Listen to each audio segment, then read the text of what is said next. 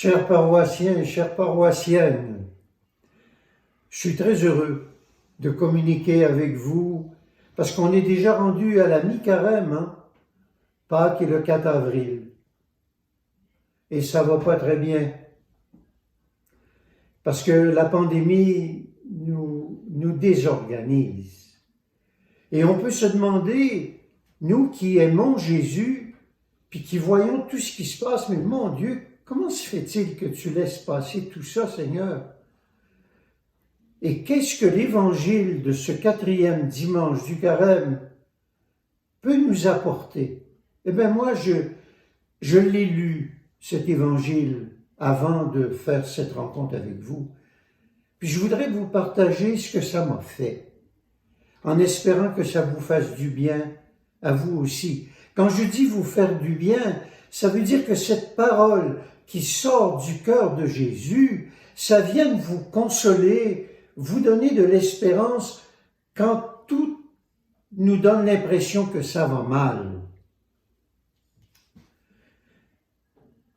Est-ce que ça vous est déjà arrivé de rencontrer un ami durant la nuit?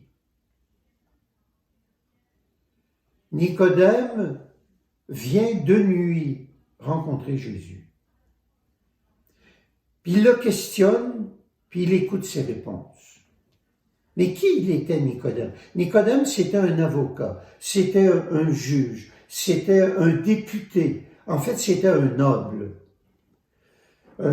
Et les paroles de Jésus, ça l'interpellait, mais il ne comprenait pas. Alors c'est comme ça qu'il est venu de nuit pour avoir des éclaircissements. Savez-vous qu'au moment de la Passion, là, peut-être que le vendredi saint, vous écouterez ça, Nicodème va prendre discrètement la défense de Jésus. Et puis non seulement ça, mais au moment de son ensevelissement, il va être là. Alors moi, ce qui m'intéresse, c'est ce que Jésus va dire à Nicodème durant cette rencontre de nuit. Jésus lui révèle qu'il est le Fils du Dieu vivant. C'est pas mince, ça. Et puis son Père, le Père de Jésus, là, il est lumière, puis il est bon comme du bon pain. Il ne permet pas le mal. Mais le monde ne le connaît pas, car le monde, il est prisonnier des ténèbres. Et si vous avez écouté le téléjournal, vous vous apercevez il y a beaucoup de ténèbres encore.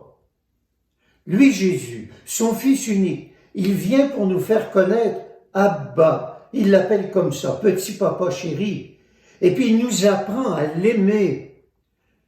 Mais un cœur enténébré ne peut pas tomber en amour avec le bon Dieu.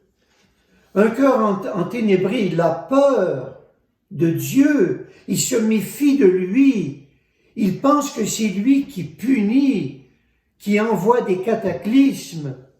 On est un peu comme Adam et Ève. Au jardin, ils ont soupçonné Dieu de cacher les choses. Le seul moyen restant au bon Dieu pour nous convaincre qu'il n'est qu'amour et qu'il aime à la folie chacun de ses enfants, c'est de se laisser mettre en croix par ceux qui sont dans les ténèbres. C'est ça que Jésus dit à Nicodème. Le corps de Jésus en croix, il est plus lumineux que le soleil. Et dès que le regard de l'homme s'anime, animé par la foi que Dieu lui donne, regarde Jésus pendu à la croix, lui qui est bon, qui est miséricordieux, qu'est-ce qui se passe? Quand tu regardes Jésus, là, alors ton cœur est dans les ténèbres, qu'est-ce qui se passe? Eh bien, les ténèbres se dissipent. Il reconnaît que Dieu l'aime à la folie. Et alors il se produit un miracle. Même si on est encore dans la souffrance, il y a une espérance qui se lève. Ce mal n'emportera pas la victoire sur nous. C'est ça l'espérance que Jésus transmet à Nicodème. Le cœur de l'homme se retrouve tout à coup rempli d'un désir fou d'aimer le bon Dieu de toutes ses forces, puis d'aimer son frère et sa sœur de toutes ses forces. Enfin, ce cœur humain, il a rencontré l'amour, puis il a trouvé la joie. Alors que ces confidences, faites par Jésus à Nicodème, eh bien, te fassent rencontrer l'amour et puis trouver la joie, toi aussi. Prie pour moi, je t'en prie, et je te souhaite une bonne fin de carême.